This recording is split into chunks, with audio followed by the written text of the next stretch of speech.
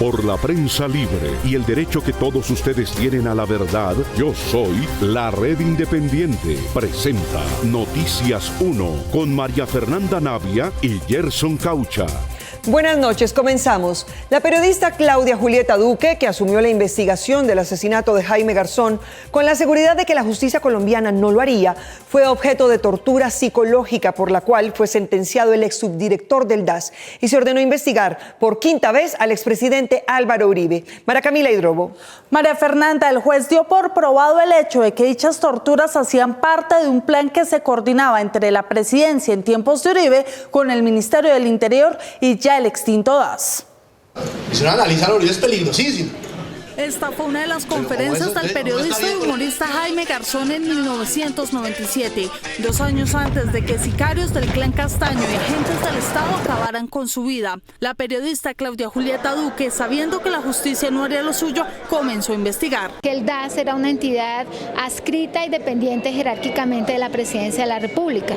Y en ese sentido le pasaba información a la Presidencia. Las investigaciones de la periodista causaron molestia y se volvió víctima de amenazas, hostigamientos y seguimientos por parte del DAS. Esta situación llevó a que el Juzgado 10º Penal del Circuito Especializado de Bogotá condenara ayer a 12 años y 5 meses de prisión al ex subdirector del DAS, José Miguel Narváez, siendo el primer alto directivo en este caso en responder por estos hechos. Esta es la primera condena a Narváez por espionaje, tortura, vigilancias ilegales. En el fallo, el juzgado también reiteró la compulsa de copias a la Comisión de Acusación de la Cámara de Representantes para que investigue al expresidente Álvaro Uribe Vélez por las torturas que sufrió la periodista. El expresidente Uribe tiene ya creo que 5 compulsas de copias en mi caso. La primera es del año 2011 y eso le correspondía a la Comisión de Acusaciones de la Cámara, que en realidad es la Comisión de Absoluciones, entonces no nos tiene por qué sorprender la impunidad. Una de las causas para compulsar las copias contra el exmandatario es que Uribe Vélez calificó a los defensores de derechos humanos como defensores del terrorismo. Que aquí hay unos traficantes de derechos humanos que viven a toda hora pidiendo auxilios de la Unión Europea y de otras entidades. La persecución ordenada por el presidente Uribe en el caso de Claudia Julieta Duque fue declarada crimen de lesa humanidad. Ya no hay excusa para que el expresidente Álvaro Uribe no sea investigado. En esta decisión también se compulsa copias para que la Fiscalía investigue al exdirector de Derechos Humanos del Ministerio del Interior, Rafael Bustamante. El Ministerio del Interior le pasaba al DAS información sobre mí, con la cual pues tenían todo para espiarme, ¿no? El número de Avantel que me daba el ministerio se lo pasaban al DAS. En el fallo también se pide investigar a los exfuncionarios del DAS, Felipe Muñoz, Jorge Noguera y Marta Leal, y al fiscal Francisco Javier Pedraza. Con un paquete de resoluciones que le darían un vuelco al cobro de la generación y el consumo de la energía, la Comisión de Regulación de Energía y Gas espera tener un impacto de al menos un 10% en las facturas de la luz en la costa atlántica. El presidente anunciará el paquete mañana en alocución presidencial. Aunque la empresa Afini anunció en las últimas horas una rebaja del 10% en las tarifas de energía a partir de septiembre, el gobierno sigue ultimando detalles para que esta disminución pueda mantenerse no solamente en la costa caribe, sino en el resto del país. Bajen las tarifas eléctricas en Colombia. La Comisión de Regulación de Energía y Gas, CREG, ya tiene listas las resoluciones para bajar las tarifas de energía. Entre ellas está la resolución que busca ponerle un tope al kilovatio, regulando la venta de energía en bolsa. Con esto se busca que las plantas hidroeléctricas no vendan el kilovatio a un precio más alto que las fuentes térmicas. También se buscará un ajuste en el componente de comercialización. Antes de finalizar noviembre estamos en eso. Esta medida podría representar una reducción en el precio de la energía aproximadamente de 150 pesos por kilovatio, teniendo en cuenta que la generación representa el 35% de los costos de la factura. El precio de generación, que es el que más pesa dentro de la tarifa, pesa aproximadamente un 35, un 40%, se puede ver elevado ya que algunos comercializadores no tienen la capacidad de comprar la energía para atender su mercado en contratos de largo término, porque no tienen las garantías financieras suficientes para eso. entonces ellos se ven expuestos a comprar la energía en la bolsa. En el último año, la tarifa de energía subió un 32%, en especial para el sector empresarial, según reveló un estudio de Energy Master, y las regiones con mayores incrementos fueron Bolívar, Atlántico, Eje Cafetero, Santander y Valle del Cauca. Realmente es que las medidas que se están tomando hoy son insuficientes para que las tarifas bajen. Indudablemente van a seguir subiendo, de cual pues hay que tomar medidas urgentes. Los estudios revelan que para el 2025 la energía que está en firme, o sea que hoy los generadores dicen voy a generar y está contratada, no va a ser suficiente contra la demanda de energía que se espera en el último trimestre del año.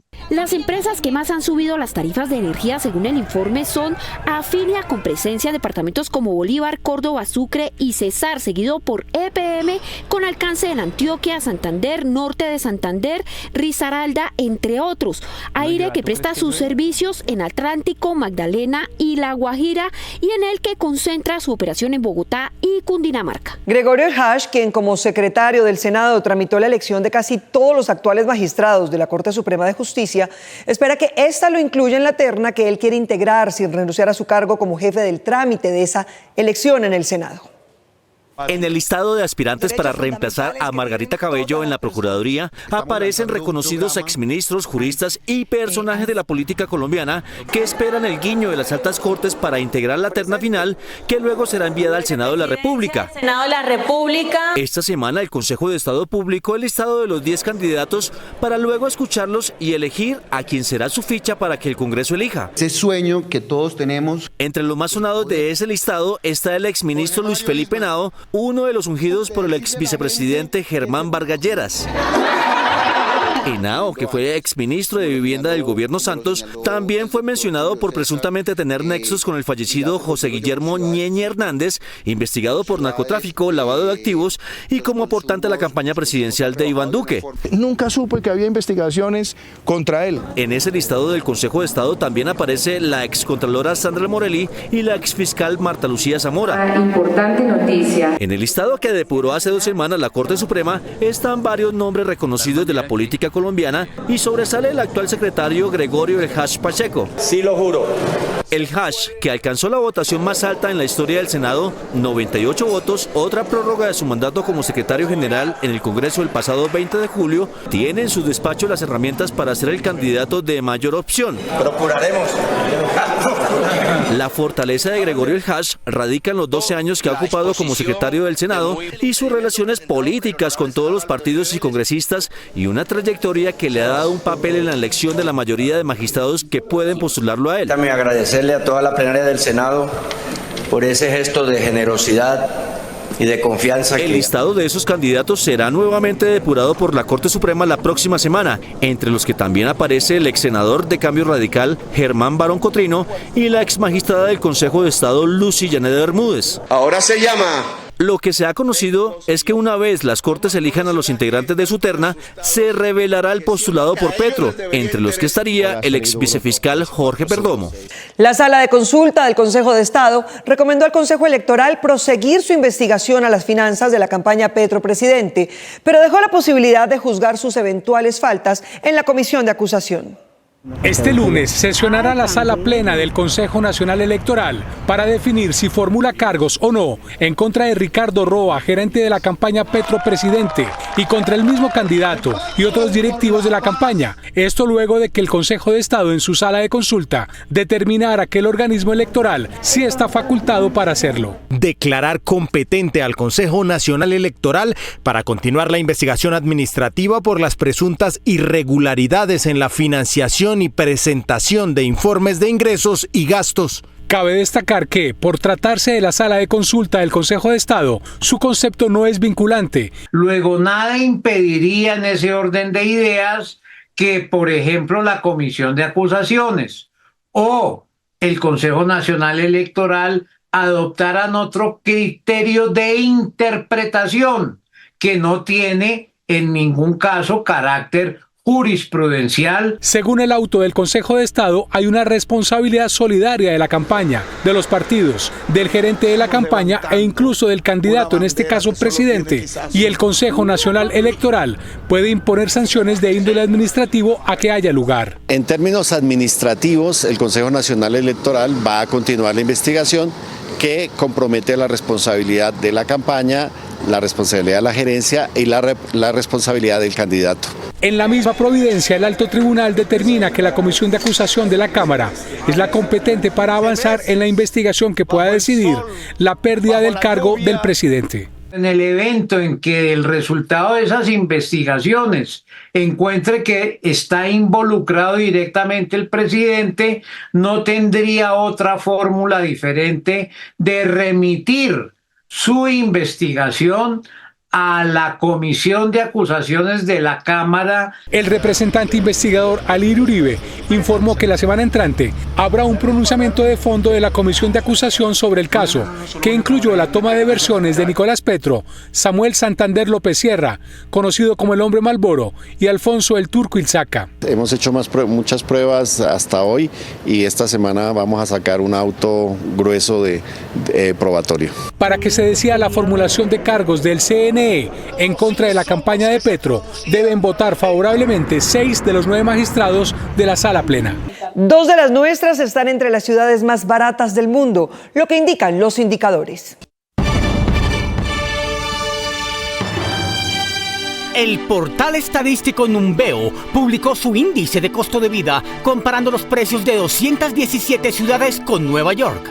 Karachi, Pakistán, donde el arriendo promedio y el mercado vale el 11.3% de su precio en Nueva York, resultó ser la más barata. Los precios de Bogotá son el 19% de los de la Gran Manzana, los de Medellín el 21% y los más caros de América Latina están en 35.6% en Monterrey, México. Esto indica que sale caro pasear en pesos. Esto es lo que indican los indicadores. 2 estudiantes programaron la inteligencia artificial para que interpretara las señas de los sordomudos. Ya pueden sacar de ellas texto y voz y se preparan para que la máquina ahora traduzca de textos y voces al lenguaje de señas en video. Las barreras del idioma no solo trascienden al lenguaje verbal, sino también al lenguaje de señas. A nivel mundial, 70 millones de personas tienen conocimientos de lenguajes de señas y tan solo en Colombia hay 660 intérpretes. A partir de la necesidad de comunicarse, estudiantes colombianos están desarrollando la primera aplicación colombiana que traduce el lenguaje de señas. Algunos de estos software de inteligencia artificial nosotros tomamos capturas de videos, con base en ello hacemos una clasificación. Este prototipo es desarrollado con inteligencia artificial, la cual procesa los videos y mediante ellos detecta los patrones que se emiten con las manos. Este tipo de aprendizaje en IA se denomina redes neuronales, debido a que está en constante aprendizaje y traduce al texto lo que la persona quiere interpretar. Para nosotros poder llegar a hacer más que una traducción, una interpretación, tendríamos que tener un tercer modelo de inteligencia artificial. Aunque el proyecto aún sigue en desarrollo, estos jóvenes estudiantes ya lograron decodificar las señas y parámetros básicos para que a futuro la máquina no solo codifique lo que la persona transmita, sino que también codifique audios y las convierta en señas. Los concejales de Bogotá le están reclamando al alcalde Carlos Fernando Galán mayor objetividad en sus estimaciones sobre el avance de obras públicas, pues las cifras que ha dado han sido controvertidas por las verificaciones in situ. Concejales de diferentes orillas políticas han denunciado los retrasos en las obras públicas de Bogotá y la falta de consistencia en los informes que ha entregado sobre estas.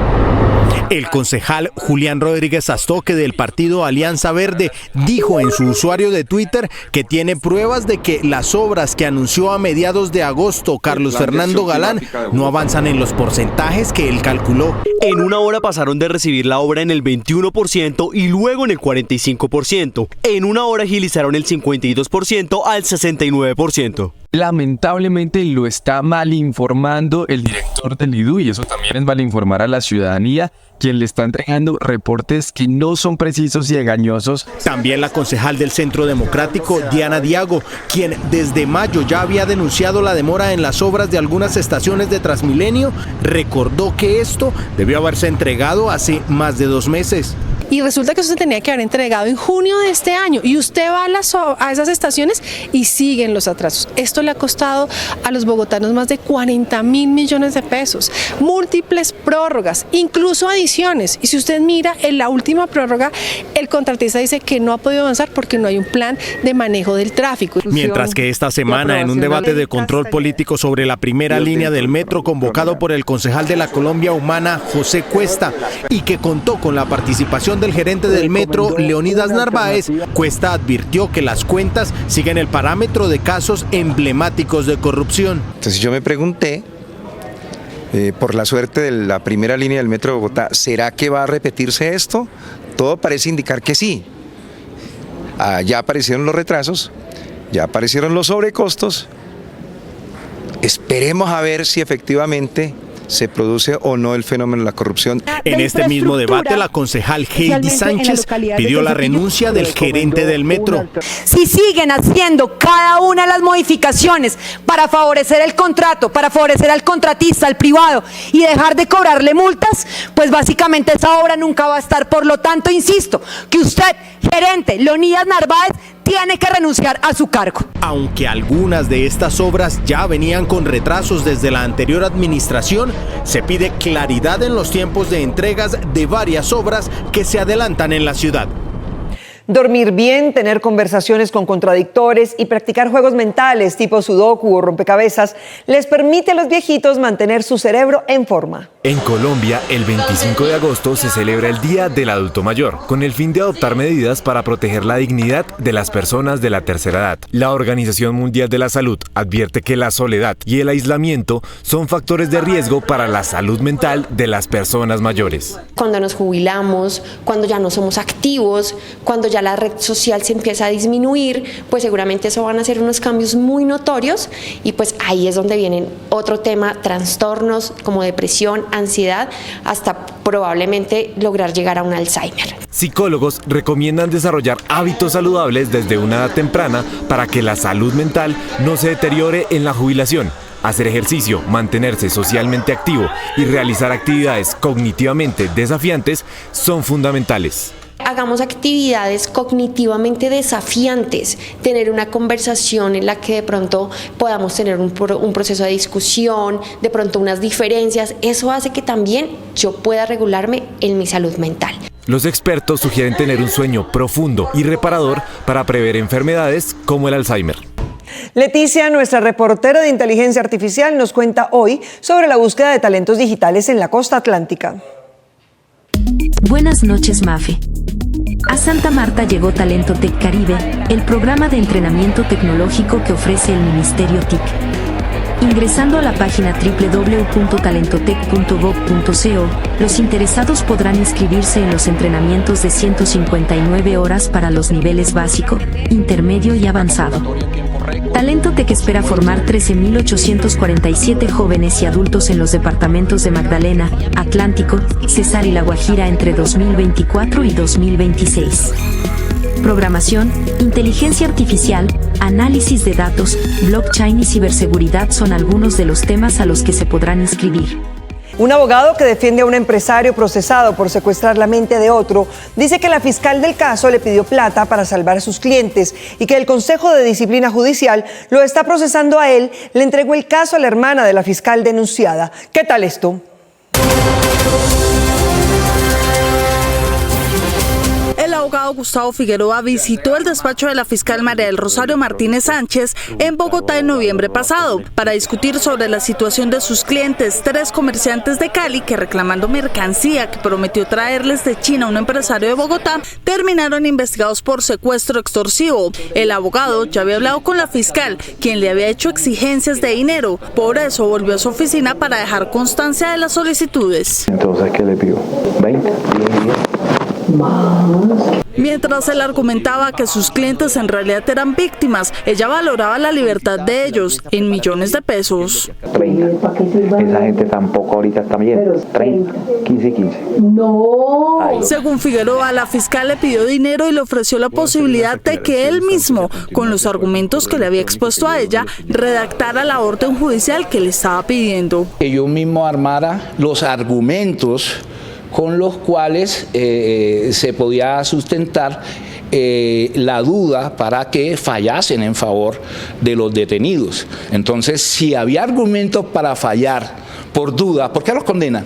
Sabiendo de su propia grabación, el abogado dejó que la fiscal prosiguiera con su propuesta. Ay, doctora, ¿y me va a poner a trabajar a mí? No, 20 y 20. ¿Quiere cuál? No, 20 y 10. Esta no era la primera vez que la fiscal le solicitaba dinero a Figueroa. En medio de un proceso disciplinario que abrieron en su contra, Martínez le dijo al abogado que le diera 5 millones de pesos para que su hermano, el magistrado Mauricio Martínez Sánchez, lo ayudara. Como no se entregó el dinero, Figueroa estaba siendo investigado por el Consejo Seccional de Disciplina Judicial y su proceso de pura casualidad fue asignado al magistrado Mauricio Martínez Sánchez, el hermano de la fiscal Martínez. Un pedimento de 5 millones de pesos.